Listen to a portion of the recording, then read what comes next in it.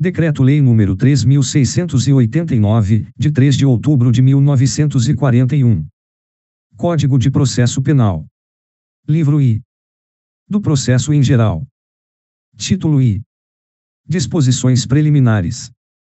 Art. 1º. O processo penal reger-se-á, em todo o território brasileiro, por este Código, ressalvados os tratados, as convenções e regras de direito internacional. As prerrogativas constitucionais do Presidente da República, dos Ministros de Estado, nos crimes conexos com os do Presidente da República, e dos Ministros do Supremo Tribunal Federal, nos crimes de responsabilidade, Constituição, arts. 86, 89. Segundo, e 100. Os processos da competência da Justiça Militar. Os processos da competência do Tribunal Especial, Constituição, art. 122, no 17. Os processos por crimes de imprensa. Parágrafo único. Aplicar-se-á, entretanto, este Código aos processos referidos nos 4ª e v, quando as leis especiais que os regulam não dispuserem de modo diverso. Art. 2º. A Lei Processual Penal aplicar-se-á desde logo, sem prejuízo da validade dos atos realizados sob a vigência da lei anterior. Art. 3º. A Lei Processual Penal admitirá interpretação extensiva e aplicação analógica, bem como o suplemento dos princípios gerais de direito. Título 2º. Do inquérito policial. Art. 4º. A polícia judiciária será exercida pelas autoridades policiais no território de suas respectivas circunscrições e terá por fim a apuração das infrações penais e da sua autoria. Parágrafo único. A competência definida neste artigo não excluirá de autoridades administrativas, a quem por lei seja cometida a mesma função. Art. 5º. Nos crimes de ação pública o inquérito policial será iniciado de ofício, mediante requisição da autoridade judiciária ou do Ministério Público, ou a requerimento do ofendido ou de quem tiver qualidade para representá-lo. Primeiro, o requerimento a que se refere o no segundo conterá sempre que possível a narração do fato, com todas as circunstâncias. B. A individualização do indiciado ou seus sinais característicos e as razões de convicção ou de presunção de ser ele o autor da infração, ou os motivos de impossibilidade de o fazer. C. A nomeação das testemunhas, com indicação de sua profissão e residência. Segundo, do despacho que indeferir o requerimento de abertura de inquérito caberá recurso para o chefe de polícia. Terceiro, qualquer pessoa do povo que tiver conhecimento da existência de infração penal em que caiba a ação pública poderá, verbalmente ou por escrito, comunicá-la à autoridade policial, e esta, verificada a procedência das informações, mandará instaurar inquérito. Quarto, o inquérito, nos crimes em que a ação pública depender de representação, não poderá sem ela ser iniciado. Quinto, nos crimes de ação privada, a autoridade policial somente poderá proceder a inquérito a requerimento de quem tenha qualidade para intentá-la. Art. 6º. Logo que tiver conhecimento da prática da infração penal, a autoridade policial deverá dirigir-se ao local, providenciando para que não se alterem o estado e conservação das coisas, até a chegada dos peritos criminais. Apreender os objetos que tiverem relação com o fato, após liberados pelos peritos criminais. Colher todas as provas que servirem para o esclarecimento do fato e suas circunstâncias. Ouvir o ofendido. Ouvir o indiciado, com observância, no que for aplicável, do disposto no capítulo 3º do título VLL, deste livro, devendo o respectivo termo ser assinado por duas testemunhas que a e tenham ouvido a leitura. Proceder a reconhecimento de pessoas e coisas e a acariações. Determinar, se for caso, que se proceda a exame de corpo de delito e a quaisquer outras perícias. Ordenar a identificação do indiciado pelo processo datiloscópico, se possível, e fazer juntar aos autos sua folha de antecedentes. Averiguar a vida pregressa do indiciado, sob o ponto de vista individual, familiar e social, sua condição econômica, sua atitude e estado de ânimo antes e depois do crime e durante ele, e quaisquer outros elementos que contribuírem para a apreciação do seu temperamento e caráter. Colher informações sobre a existência de filhos, respectivas idades e se possuem alguma deficiência e o nome e o contato de eventual responsável pelos cuidados dos filhos, indicado pela pessoa presa. Art. 7º. Para verificar a possibilidade de haver a infração sido praticada de determinado modo, a autoridade policial poderá proceder à reprodução simulada dos fatos, desde que esta não contrarie a moralidade ou a ordem pública. Art. 8º. Havendo prisão em flagrante, será observado o disposto no capítulo 2º do título 9 deste livro. Art. 9. Todas as peças do inquérito policial serão, num só processado, reduzidas a escrito ou datilografadas e, neste caso, rubricadas pela autoridade. Art. 10. O inquérito deverá terminar no prazo de 10 dias, se o indiciado tiver sido preso em flagrante, ou estiver preso preventivamente, contado o prazo, nesta hipótese, a partir do dia em que se executar a ordem de prisão, ou no prazo de 30 dias, quando estiver solto, mediante fiança ou sem ela. Primeiro, a autoridade fará minucioso relatório do que tiver sido apurado e enviará autos ao juiz competente. Segundo, no relatório poderá a autoridade indicar testemunhas que não tiverem sido inquiridas, mencionando o lugar onde possam ser encontradas. Terceiro, quando o fato for de difícil elucidação, e o indiciado estiver solto, a autoridade poderá requerer ao juiz a devolução dos autos, para ulterior as diligências, que serão realizadas no prazo marcado pelo juiz. Art. 11. Os instrumentos do crime, bem como os objetos que interessarem a prova, acompanharão os autos do inquérito. Art. 12. O inquérito policial acompanhará a denúncia ou queixa, sempre que servir de base a uma ou outra. Art. 13. Incumbirá ainda à autoridade policial fornecer às autoridades judiciárias as informações necessárias à instrução e julgamento dos processos. Realizar as diligências requisitadas pelo juiz ou pelo Ministério Público. Cumprir os mandados de prisão expedidos pelas autoridades judiciárias. Representar acerca da prisão preventiva. Art. 13. Nos crimes previstos nos arts. 148, 149 e 149-A, no terceiro do art. 158 e no art. 159 do Decreto-Lei no 2848, de 7 de dezembro de 1940, Código Penal, e no art. 239 da Lei no 8069, de 13 de julho de 1990, Estatuto da Criança e do Adolescente, o membro do Ministério Público ou o delegado de polícia poderá requisitar, de quaisquer órgãos do poder público ou de empresas da iniciativa privada, dados e informações cadastrais da vítima ou de suspeitos. Parágrafo único. A requisição, que será atendida no prazo de 24 horas, conterá o nome da autoridade requisitante, o número do inquérito policial, e a identificação da unidade de polícia judiciária responsável pela investigação. Art. 13b. Se necessário à prevenção e à repressão dos crimes relacionados ao tráfico de pessoas, o membro do Ministério Público ou o delegado de polícia poderão requisitar, mediante autorização judicial, as empresas prestadoras de serviço de telecomunicações ou telemática que disponibilizem imediatamente os meios técnicos adequados como sinais, informações e outros que permitam a localização da vítima ou dos suspeitos do delito em curso. Primeiro, para os efeitos deste artigo, sinal significa posicionamento da estação de cobertura, setorização e intensidade de radiofrequência. Segundo, na hipótese de que trata o caput, o sinal não permitirá acesso ao conteúdo da comunicação de qualquer natureza, que dependerá de autorização judicial, conforme disposto em lei. Deverá ser fornecido pela prestadora de telefonia móvel celular por período não superior a 30 dias, renovável por uma única vez, por igual período. Para períodos superiores àquele de que trata o inciso 2º, será necessária a apresentação de ordem judicial. Terceiro, na hipótese prevista neste artigo, o inquérito policial deverá ser instaurado no prazo máximo de 72 horas, contado do registro da respectiva ocorrência policial. Quarto, não havendo manifestação judicial no prazo de 12 horas, a autoridade competente requisitará às empresas prestadoras de serviço de telecomunicações ou telemática que disponibilizem imediatamente os meios técnicos adequados como sinais, informações e outros que permitam a localização da vítima ou dos suspeitos do delito em curso, com imediata comunicação ao juiz. Art. 14. O ofendido, ou seu representante legal, e o indiciado poderão requerer qualquer diligência, que será realizada, ou não, a juízo da autoridade. Art. 15. Se o indiciado for menor, ser-lhe-á nomeado curador pela autoridade policial. Art. 16. O Ministério Público não poderá requerer a devolução do inquérito à autoridade policial, senão para novas diligências, imprescindíveis ao oferecimento da denúncia. Art. 17. A autoridade policial não poderá mandar arquivar autos de inquérito. Art. 18. Depois de ordenado o arquivamento do inquérito pela autoridade judiciária, por falta de base para a denúncia, a autoridade policial poderá proceder a novas pesquisas, se de outras provas tiver notícia.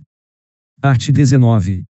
Nos crimes em que não couber ação pública, os autos do inquérito serão remetidos ao juízo competente, onde aguardarão a iniciativa do ofendido ou de seu representante legal, ou serão entregues ao requerente, se o pedir, mediante traslado. Art. 20. A autoridade assegurará no inquérito o sigilo necessário à elucidação do fato ou exigido pelo interesse da sociedade. Parágrafo único. Nos atestados de antecedentes que lhe forem solicitados, a autoridade policial não poderá mencionar quaisquer anotações referentes à instauração de inquérito contra os requerentes. Art. 21. A incomunicabilidade do indiciado dependerá sempre de despacho nos autos e somente será permitida quando o interesse da sociedade ou a conveniência da investigação o exigir. Parágrafo único. A incomunicabilidade, que não excederá de 3 dias, será decretada por despacho fundamentado do juiz, a requerimento da autoridade policial, ou do órgão do Ministério Público, respeitado, em qualquer hipótese, o disposto no artigo 89, inciso 3º, do Estatuto da Ordem dos Advogados do Brasil, Lei N. 4.215, de 27 de abril de 1963. Art. 22. No Distrito Federal e nas comarcas em que houver mais de uma circunscrição policial, a autoridade com exercício em uma delas poderá, nos inquéritos a que esteja procedendo, ordenar diligências em circunscrição de outra, independentemente de precatórias ou requisições, e bem assim providenciará, até que compareça a autoridade competente, sobre qualquer fato que ocorra em sua presença, noutra circunscrição. Art. 23. Ao fazer a remessa dos autos do inquérito ao juiz competente, a autoridade policial oficiará ao Instituto de Identificação e Estatística, ou Repartição Congênere, mencionando o juízo a que tiverem sido distribuídos, e os dados relativos à infração penal e à pessoa do indiciado. Título 3º. Da ação penal. Art. 24.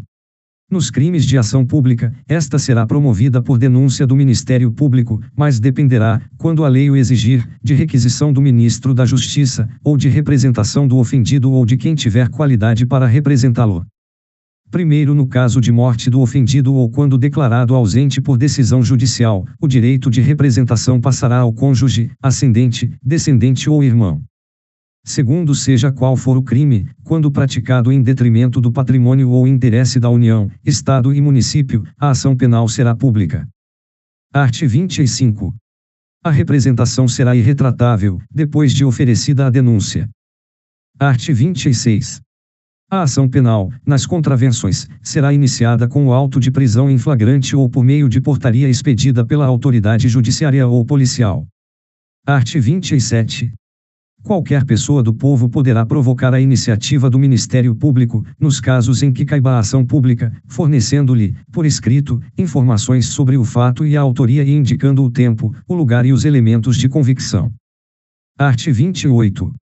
Se o órgão do Ministério Público, ao invés de apresentar a denúncia, requerer o arquivamento do inquérito policial ou de quaisquer peças de informação, o juiz, no caso de considerar improcedentes as razões invocadas, fará remessa do inquérito ou peças de informação ao Procurador-Geral, e este oferecerá a denúncia, designará outro órgão do Ministério Público para oferecê-la, ou insistirá no pedido de arquivamento, ao qual só então estará o juiz obrigado a atender. Art. 29. Será admitida a ação privada nos crimes de ação pública, se esta não for intentada no prazo legal, cabendo ao Ministério Público aditar a queixa, repudiá-la e oferecer denúncia substitutiva, intervir em todos os termos do processo, fornecer elementos de prova, interpor recurso e, a todo tempo, no caso de negligência do querelante, retomar a ação como parte principal. Art. 30. Ao ofendido ou a quem tenha qualidade para representá-lo caberá intentar a ação privada. Art. 31. No caso de morte do ofendido ou quando declarado ausente por decisão judicial, o direito de oferecer queixa ou prosseguir na ação passará ao cônjuge, ascendente, descendente ou irmão. Art. 32. Nos crimes de ação privada, o juiz, a requerimento da parte que comprovar a sua pobreza, nomeará advogado para promover a ação penal. Primeiro, considerar-se-á pobre a pessoa que não puder prover as despesas do processo, sem privar-se dos recursos indispensáveis ao próprio sustento ou da família. Segundo, será prova suficiente de pobreza o atestado da autoridade policial em cuja circunscrição residir o ofendido. Art. 33. Se o ofendido for menor de 18 anos, ou mentalmente enfermo, ou retardado mental, e não tiver representante legal, ou colidirem os interesses deste com os daquele, o direito de queixa poderá ser exercido por curador especial, nomeado, de ofício ou a requerimento do Ministério Público, pelo juiz competente para o processo penal. Art. 34. Se o ofendido for menor de 21 e maior de 18 anos, o direito de queixa poderá ser exercido por ele ou por seu representante legal. Art. 36. Se comparecer mais de uma pessoa com direito de queixa, terá preferência o cônjuge e, em seguida, o parente mais próximo na ordem de enumeração constante do art. 31, podendo, entretanto, qualquer delas prosseguir na ação, caso o querelante desista da instância ou a abandone. Art. 37. As fundações, associações ou sociedades legalmente constituídas poderão exercer a ação penal, devendo ser representadas por quem os respectivos contratos ou estatutos designarem ou, no silêncio destes, pelos seus diretores ou sócios gerentes. Art. 38. Salvo disposição em contrário, o ofendido, ou seu representante legal, decairá no direito de queixa ou de representação, se não o exercer dentro do prazo de 6 meses, contado do dia em que vier a saber quem é o autor do crime, ou, no caso do art. 29, do dia em que se esgotar o prazo para o oferecimento da denúncia. Parágrafo único. Verificar-se-á a decadência do direito de queixa ou representação, dentro do mesmo prazo, nos casos dos arts.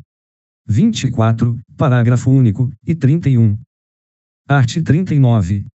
O direito de representação poderá ser exercido, pessoalmente ou por procurador com poderes especiais, mediante declaração, escrita ou oral, feita ao juiz, ao órgão do Ministério Público, ou à autoridade policial. Primeiro, a representação feita oralmente ou por escrito, sem assinatura devidamente autenticada do ofendido, de seu representante legal ou procurador, será reduzida a termo, perante o juiz ou autoridade policial, presente o órgão do Ministério Público, quando a este houver sido dirigida. Segundo, a representação conterá todas as informações que possam servir à apuração do fato e da autoria. Terceiro, oferecida ou reduzida a termo a representação, a autoridade policial procederá a inquérito, ou, não sendo competente, remetê-lo à autoridade que o for. Quarto, a representação, quando feita ao juiz ou perante este reduzida a termo, será remetida à autoridade policial para que esta proceda a inquérito. Quinto, o órgão do Ministério Público dispensará o inquérito, se com a representação forem oferecidos elementos que o habilitem a promover a ação penal, e, neste caso, oferecerá a denúncia no prazo de 15 dias. Art. 40. Quando, em autos ou papéis de que conhecerem, os juízes ou tribunais verificarem a existência de crime de ação pública, remeterão ao Ministério Público as cópias e os documentos necessários ao oferecimento da denúncia. Art. 41. A denúncia ou queixa conterá a exposição do fato criminoso, com todas as suas circunstâncias, a qualificação do acusado ou esclarecimentos pelos quais se possa identificá-lo, a classificação do crime e, quando necessário, o rol das testemunhas. Art. 42. O Ministério Público não poderá desistir da ação penal. Art. 44. A queixa poderá ser dada por procurador com poderes especiais, devendo constar do instrumento do mandato o nome do querelante e a menção do fato criminoso, salvo quando tais esclarecimentos dependerem de diligências que devem ser previamente requeridas no juízo criminal. Art. 45. A queixa, ainda quando a ação penal for privativa do ofendido, poderá ser aditada pelo Ministério Público, a quem caberá intervir em todos os termos subsequentes do processo. Art. 46. O prazo para oferecimento da denúncia, estando o réu preso, será de 5 dias, contado da data em que o órgão do Ministério Público receber os autos do inquérito policial, e de 15 dias, se o réu estiver solto ou afiançado. No último caso, se houver devolução do inquérito à autoridade policial, art. 16, contar-se-á o prazo da data em que o órgão do Ministério Público receber novamente os autos. Primeiro, quando o Ministério Público dispensar o inquérito policial, o prazo para o oferecimento da denúncia contar-se-á da data em que tiver recebido as peças de informações ou a representação. Segundo, o prazo para o aditamento da queixa será de 3 dias, contado da data em que o órgão do Ministério Público receber os autos, e, se este não se pronunciar dentro do tríduo, entender-se-á que não tem o que aditar, prosseguindo-se nos demais termos do processo. Art. 47. Se o Ministério Público julgar necessários maiores esclarecimentos e documentos complementares ou novos elementos de convicção, deverá requisitá-los, diretamente, de quaisquer autoridades ou funcionários que devam ou possam fornecê-los. Art. 48. A queixa contra qualquer dos autores do crime obrigará ao processo de todos, e o Ministério Público velará pela sua indivisibilidade. Art. 49. A renúncia ao exercício do direito de queixa, em relação a um dos autores do crime, a todos se estenderá. Art. 50. A renúncia expressa constará de declaração assinada pelo ofendido, por seu representante legal ou procurador com poderes especiais. Parágrafo único. A renúncia do representante legal do menor que houver completado 18 anos não privará este do direito de queixa, nem a renúncia do último excluirá o direito do primeiro. Art. 51. O perdão concedido a um dos querelados aproveitará a todos, sem que produza, todavia, efeito em relação ao que o recusar. Art. 52. Se o querelante for menor de 21 e maior de 18 anos, o direito de perdão poderá ser exercido por ele ou por seu representante legal, mas o perdão concedido por um, havendo oposição do outro, não produzirá efeito. Art. 53. Se o querelado for mentalmente enfermo ou retardado mental e não tiver representante legal, ou colidirem os interesses deste com os do querelado, a aceitação do perdão caberá ao curador que o juiz há de nomear. Art. 54. Se o querelado for menor de 21 anos, observar-se-á, quanto à aceitação do perdão, o disposto no art. 52. Art. 55. O perdão poderá ser aceito por procurador com poderes especiais. Art. 56. Aplicar-se-á ao perdão extraprocessual expresso o disposto no art. 50. Art. 57. A renúncia tácita e o perdão tácito admitirão todos os meios de prova. Art. 58. Concedido o perdão, mediante declaração expressa nos autos, o querelado será intimado a dizer, dentro de 3 dias, se o aceita, devendo, ao mesmo tempo, ser cientificado de que o seu silêncio importará aceitação. Parágrafo único. Aceito o perdão, o juiz julgará extinta a punibilidade. Art. 59. A aceitação do perdão fora do processo constará de declaração assinada pelo querelado, por seu representante legal ou procurador com poderes especiais.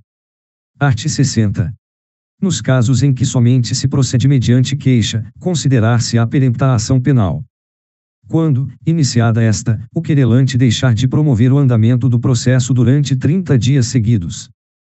Quando, falecendo o querelante, ou sobrevindo sua incapacidade, não comparecer em juízo, para prosseguir no processo, dentro do prazo de 60 dias, qualquer das pessoas a quem couber fazê-lo, ressalvado o disposto no art. 36. Quando o querelante deixar de comparecer, sem motivo justificado, a qualquer ato do processo a que deva estar presente, ou deixar de formular o pedido de condenação nas alegações finais. Quando, sendo o querelante pessoa jurídica, esta se extinguir sem deixar sucessor. Art. 61. Em qualquer fase do processo, o juiz, se reconhecer extinta a punibilidade, deverá declará-lo de ofício. Parágrafo único. No caso de requerimento do Ministério Público, do querelante ou do réu, o juiz mandará autuá-lo em apartado, ouvirá a parte contrária e, se o julgar conveniente, concederá o prazo de 5 dias para a prova, proferindo a decisão dentro de 5 dias ou reservando-se para apreciar a matéria na sentença final. Art. 62. No caso de morte do acusado, o juiz somente à vista da certidão de óbito, e depois de ouvido o Ministério Público, declarará extinta a punibilidade. Título 4. Da ação civil.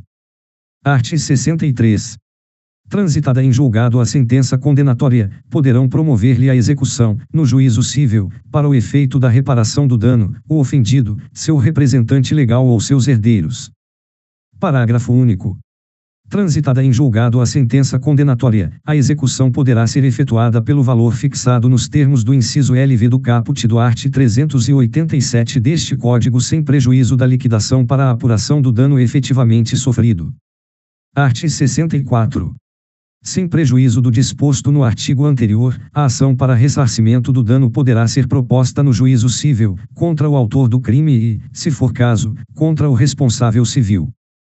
Parágrafo único.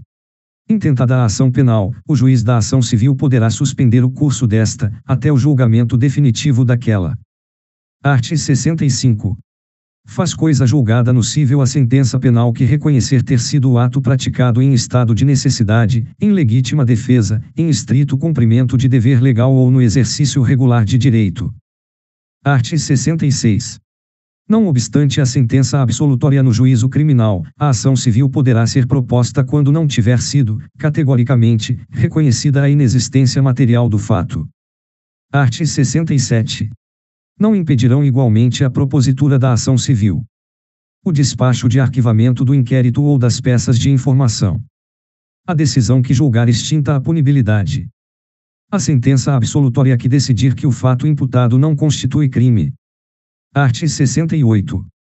Quando o titular do direito à reparação do dano for pobre, art. 32, primeiro e segundo, a execução da sentença condenatória, art. 63, ou a ação civil, art. 64, será promovida, a seu requerimento, pelo Ministério Público. Título V. Da competência. Art. 69. Determinará a competência jurisdicional, o lugar da infração, o domicílio ou residência do réu, a natureza da infração, a distribuição, a conexão ou continência, a prevenção, a prerrogativa de função. Capítulo I. Da competência pelo lugar da infração. Art. 70. A competência será, de regra, determinada pelo lugar em que se consumar a infração, ou, no caso de tentativa, pelo lugar em que for praticado o último ato de execução. Primeiro, se, iniciada a execução no território nacional, a infração se consumar fora dele, a competência será determinada pelo lugar em que tiver sido praticado, no Brasil, o último ato de execução.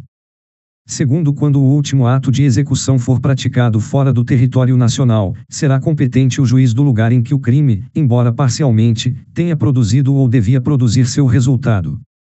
Terceiro, quando incerto o limite territorial entre duas ou mais jurisdições, ou quando incerta a jurisdição por ter sido a infração consumada ou tentada nas divisas de duas ou mais jurisdições, a competência firmar-se-á pela prevenção.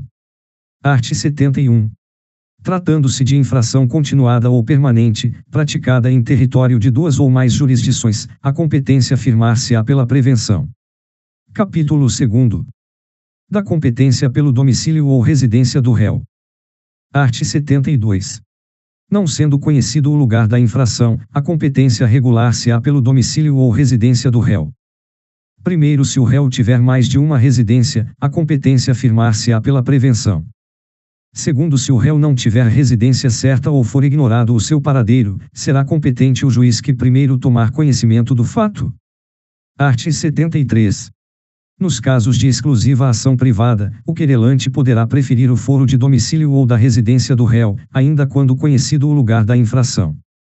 Capítulo 3. Da competência pela natureza da infração. Art. 74. A competência pela natureza da infração será regulada pelas leis de organização judiciária, salvo a competência privativa do Tribunal do Júri. Primeiro, compete ao Tribunal do Júri o julgamento dos crimes previstos nos arts. 121, primeiro e segundo, 122, parágrafo único, 123, 124, 125, 126 e 127 do Código Penal, consumados ou tentados. Segundo, se, iniciado o processo perante um juiz, houver desclassificação para a infração da competência de outro, a este será remetido o processo, salvo se mais graduada for a jurisdição do primeiro, que, em tal caso, terá sua competência prorrogada. Terceiro, se o juiz da pronúncia desclassificar a infração para outra atribuída à competência de juiz singular, observar-se-á o disposto no art. 410, mas, se a desclassificação for feita pelo próprio Tribunal do Júri, a seu presidente caberá proferir a sentença, art. 492, segundo. Capítulo 4. Da competência por distribuição. Art. 75. A precedência da distribuição fixará a competência quando, na mesma circunscrição judiciária, houver mais de um juiz igualmente competente. Parágrafo único. A distribuição realizada para o efeito da concessão de fiança ou da decretação de prisão preventiva ou de qualquer diligência anterior à denúncia ou queixa prevenirá da ação penal. Capítulo V.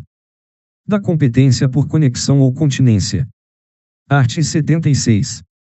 A competência será determinada pela conexão. Se, ocorrendo duas ou mais infrações, houverem sido praticadas, ao mesmo tempo, por várias pessoas reunidas, ou por várias pessoas em concurso, embora diverso o tempo e o lugar, ou por várias pessoas, umas contra as outras. Se, no mesmo caso, houverem sido umas praticadas para facilitar ou ocultar as outras, ou para conseguir impunidade ou vantagem em relação a qualquer delas. Quando a prova de uma infração ou de qualquer de suas circunstâncias elementares influir na prova de outra infração. Art. 77. A competência será determinada pela continência quando duas ou mais pessoas forem acusadas pela mesma infração. No caso de infração cometida nas condições previstas nos arts. 51, primeiro, 53, segunda parte, e 54 do Código Penal. Art. 78. Na determinação da competência por conexão ou continência, serão observadas as seguintes regras. No concurso entre a competência do júri e a de outro órgão da jurisdição comum, prevalecerá a competência do júri. No concurso de jurisdições da mesma categoria, a. preponderará do lugar da infração, a qual for cominada a pena mais grave. B. Prevalecerá do lugar em que houver ocorrido o maior número de infrações, se as respectivas penas forem de igual gravidade.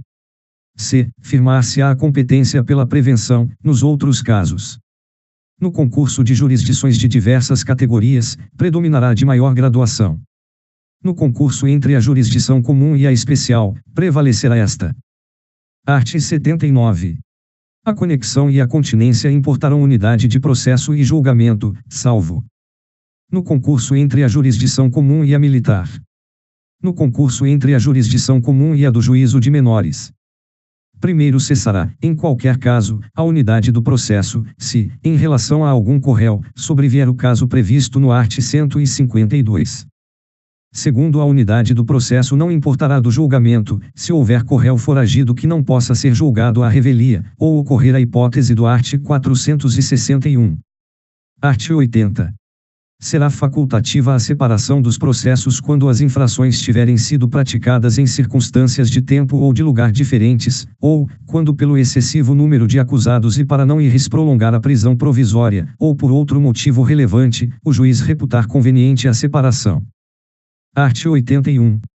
Verificada a reunião dos processos por conexão ou continência, ainda que no processo da sua competência própria venha o juiz ou tribunal a proferir sentença absolutória ou que desclassifique a infração para outra que não se inclua na sua competência, continuará competente em relação aos demais processos. Parágrafo único.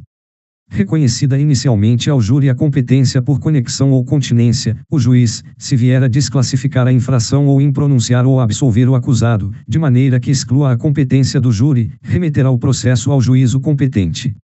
Art. 82. Se, não obstante a conexão ou continência, forem instaurados processos diferentes, a autoridade de jurisdição prevalente deverá avocar os processos que corram perante os outros juízes, salvo se já estiverem com sentença definitiva. Neste caso, a unidade dos processos só se dará, ulteriormente, para o efeito de soma ou de unificação das penas. Capítulo 6. Da competência por prevenção. Art. 83. Verificar-se-á a competência por prevenção toda vez que, concorrendo dois ou mais juízes igualmente competentes ou com jurisdição cumulativa, um deles tiver antecedido aos outros na prática de algum ato do processo ou de medida a este relativa, ainda que anterior ao oferecimento da denúncia ou da queixa, art. 70, terceiro. 71, 72, segundo, e 78, segunda, c. Capítulo 7. Da competência pela prerrogativa de função. Art. 84. A competência pela prerrogativa de função é do Supremo Tribunal Federal, do Superior Tribunal de Justiça, dos Tribunais Regionais Federais e Tribunais de Justiça dos Estados e do Distrito Federal, relativamente às pessoas que devam responder perante eles por crimes comuns e de responsabilidade.